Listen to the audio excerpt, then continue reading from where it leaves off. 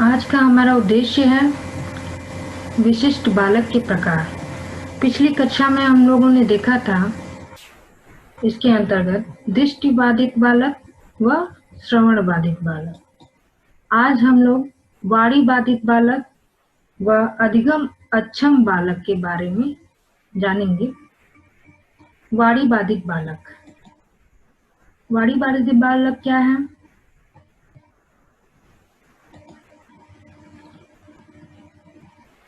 Speech impaired child, वह बालक जो मुंह की आवाज, बोले गए शब्दों में तालमेल तथा शब्दों को संयोजित करने में कठिनाई का सामना करते हैं, या वह बोलते समय शब्दों को छोड़ देते हैं, बदल देते हैं, तोड़ मरोड़ देते हैं या अपनी ओर से कुछ जोड़ देते हैं। ऐसे बालक शब्द अथवा वाक्य को ठीक प्रकार से नहीं बोल सकते हैं। जॉन डिसेंसन के अनुसार जब कोई बालक बोलता है और श्रोता की दृष्टि से समुचित संप्रेषण नहीं होता है, ध्यान देने पर भी स्पष्ट नहीं होता, तब वाणी बाधित अथवा भाषा का दोष मानते हैं। अर्थात यहाँ हम देखते हैं ऐसे बालक जो बोलने में असमर्थता प्रकट करते हैं। जैसे बोल तो पाते हैं लेकिन मुंह की जो आवाज होती है, जो शब्द होती है, उनका कोई तालमेल नहीं होता है, शब्दों का कोई संयोजन नहीं कर पाते हैं। बोलते समय कोई शब्द छोड़ देते हैं या बदल देते हैं, तोड़ मरोड़ देते हैं। तो ऐसे बालक जो हैं वाणी बाधित, स्पीच इम्पेयर बालक होते हैं। वाणी बाधित बालक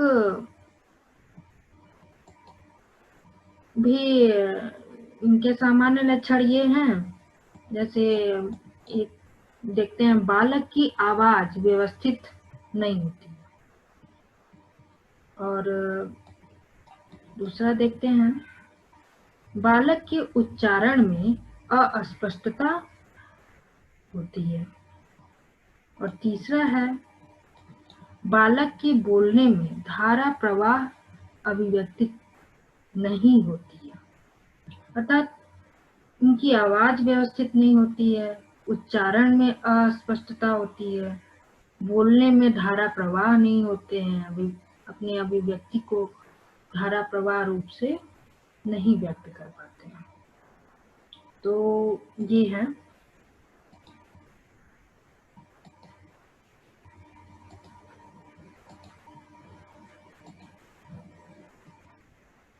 आगे हम देखते हैं मानसिक मंदित बालक।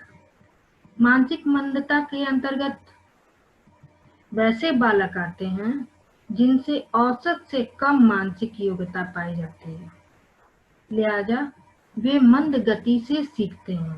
विद्यालय के औसत बच्चों की तुलना में शैक्षिक संप्राप्ति में पिछड़ जाते हैं। विकलांग व्यक्ति अधिनियम 1995 के अनुसार हम देखते हैं मानसिक मंदता से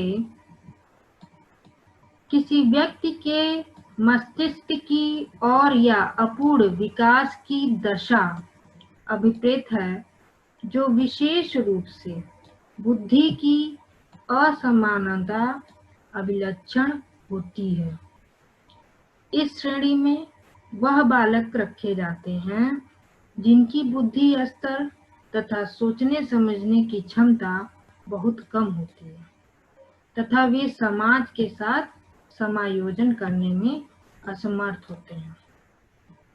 तो हम यहाँ देखते हैं विकलांग व्यक्ति अधिनियम 1995 के अनुसार मानसिक मंदता, मेंटली रिटार्डेड चाइल्ड के बारे में क्या कहा गया है। ऐसे बालक के या व्यक्ति के मस्तिष्क का विकास पूर्ण नहीं होता है, अपूर्ण विकास होता है, और जो विशेष रूप से इनकी जो बुद्धि है उसमें असमानता अभिलक्षण होती है। बुद्धि स्तर, सोचने समझने की क्षमता कम होती है। जिसके कारण वे समाज में समायोजन करने में असमर्थ होते हैं। इसमें भी दो तरह के हैं। पहला है मंदित बालक। मंदित बालक जिनका आईक्यू मतलब बुद्धि लब्धि, इंटेलिजेंस क्वेश्चंट। आईक्यू कौन सबसे पहले लाया? बुद्धि लब्धि के बारे में कौन सबसे पहले बताया? विलियम स्टर्न ने 1912 में बुद्धि लब्धि के बारे में बताया, इंटेलिजेंस क्वेश्चंट के बारे में बताया। इंटेलिजेंस क्वेश्चंट कैसे हम प्राप्त करते हैं? आईक्यू ज्ञात करने के लिए हमें बच्चे का मेंटल एज मतलब मेंटल एज और एक्चुअल एज का अनुपात ज्ञात करना होता है। फिर गुणे 100 अर्थात बच्चे का मानसिक आयु बटा वास्तविक आयु गुणे 100। ये हमें इससे हमें आईक्यू प्राप्त हो जाता है। उस बच्चे का आईक्यू क्या है, बुद्धि लब्धि क्या है, इस डेफिनेशन से हम जान जाते हैं। Mental as upon actual as गुणे 100। तो इससे हम बच्चे की बुद्धि लब्धि प्राप्त कर लेते हैं। तो जो पहला मैंने बताया मंदित बालक जिनका आईक्यू 60 से कम होता है, 60 से कम होता है, वो मंदित बालक हैं। और एक दूसरा है धीमी गति से सीखने वाले बालक, जिसको हम स्लो लर्नर बोलते हैं। स्लो लर्नर बोलते हैं। इनका आईक्यू औसत से भी कम होता है। ठीक है, तो ये अपने समान आयु वाले के साथ, जो दूसरे वाले की बात कर रहा हूँ, धीमी गति से जो सीखते हैं, स्लो लर्नर है, वे अपने समान आयु वाले साथियों की तुलना में अपरिपक्व प्रतीत होते हैं। इनमें कम आत्मविश्वास और निम्न स्तर की आत्म प्रतिष्ठा हो सकती है। मानसिक मंदित बालक को हम विभिन्न श्रेणियों में रखते हैं। आगे देखते हैं। मानसिक बाधित बालकों को विभिन्न श्रेणियों में रखा जाता है। पहला है शिक्षा ग्रहण करने योग्य। शिक्षा ग्रहण करने योग्य।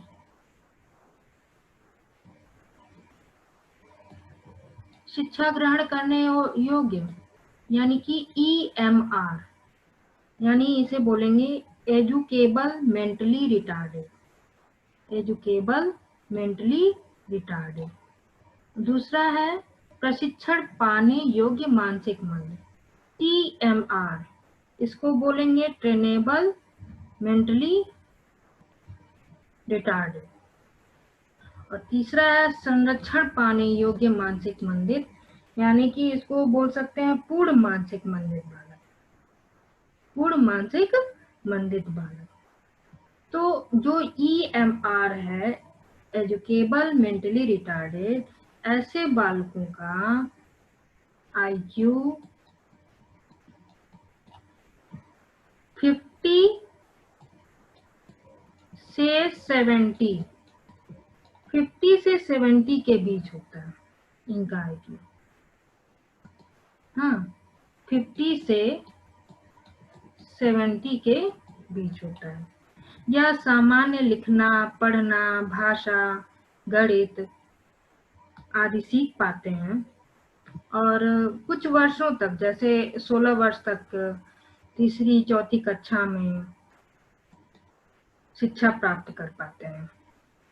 यानी 16 वर्ष तक की उम्र तक यह तीसरी चौथी कक्षा तक शिक्षा प्राप्त करने योग्य हो पाते हैं।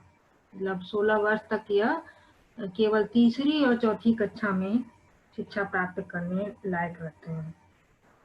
इन्हें विशेष अभ्यास की जरूरत पड़ती है। TMR, ट्रेनेबल मेंटली रिटार्डेड, प्रशिक्षण पाने योग्य मानसिक मंद जो बालक हैं, इनका IQ 50 से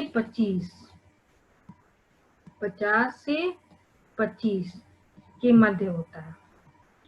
यह लिखना, पढ़ना व साधारण गणित की कुछ कक्षाएं पास करने में समर्थ होते हैं। इनमें सीखने की क्षमता होती है। सामान्य पाठ्यक्रम का इन्हें लाभ नहीं प्राप्त हो पाता है। विभिन्न हस्तकार्यों का प्रशिक्षण प्राप्त करने की क्षमता 16 वर्ष के बाद ही आ पाती है। ऐसे बालकों को प्रशिक्षण देने के लिए विशेष साधनों, कक्षाओं और शिक्षकों की आवश्यकता पड़ती है। तो जो ट्रेनेबल मेंटली रिटार्डेड हैं, वो प्रशिक्षण प्राप्त कर सकते हैं, हस्त कार्य कर सकते हैं, लेकिन 16 वर्ष के बाद ही योग्य हो पाते हैं।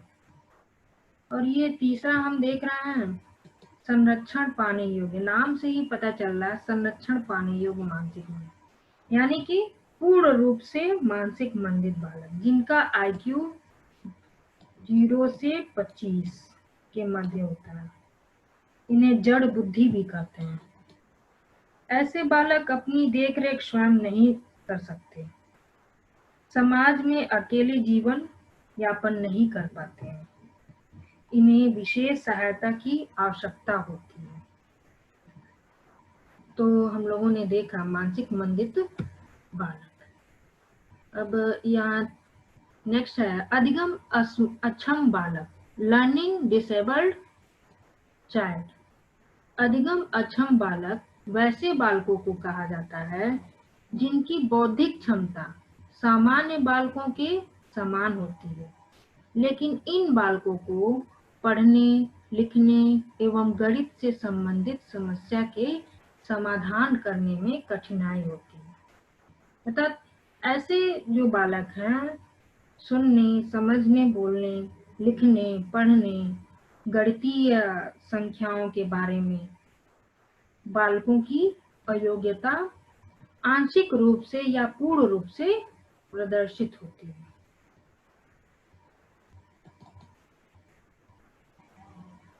ठीक है, तो इसके बारे में देखते हैं।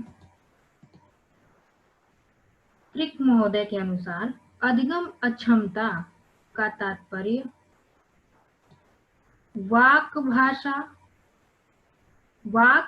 भाषा, पठन, लेखन या अंगगणितीय प्रक्रियाओं में एक या अधिक प्रक्रिया में मंदता, विकृति अथवा अवरुद्ध विकास है, जो संभवतः मस्तिष्क कार्य विरूपता और संवेगात्मक अथवा व्यवहारिक विक्षोभ का परिणाम है, न कि मानसिक मंदता, संवेदी अक्षमता अथवा संस्कृति या अनुदेशन कारक के कारण।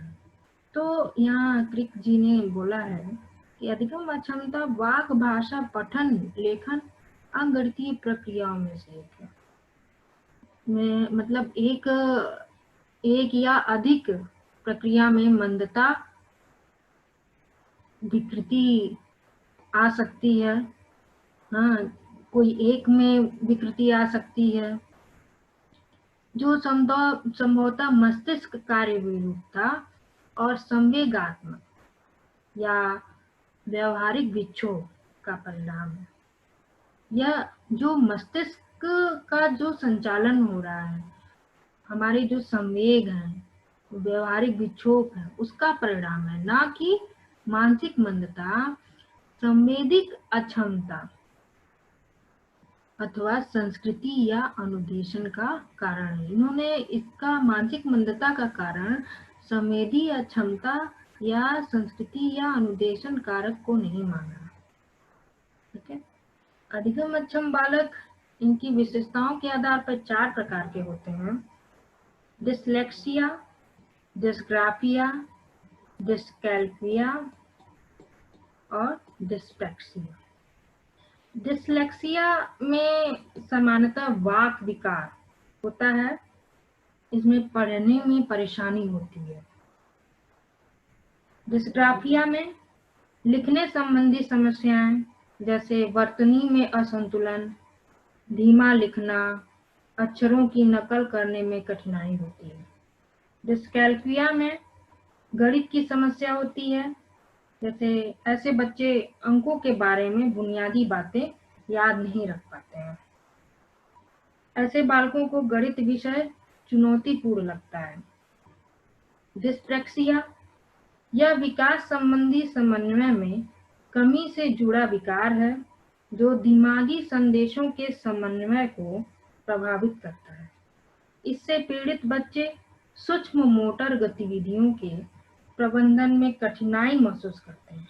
जैसे जो सूक्ष्म मोटर गतिविधि के अंतर्गत, जैसे दांतों को ब्रश करना, जूते के फीते बांधने में, चीजों को पकड़ने में, इसमें मस्तिष्क से जुड़े अन्य विकारों के साथ ही मौजूद पाया जाता है, जैसे डिसलेक्सिया, डिस्ग्राफिया, डिस्कैल्कुलिया आदि भी विकार सम्मिलित हो सकते हैं।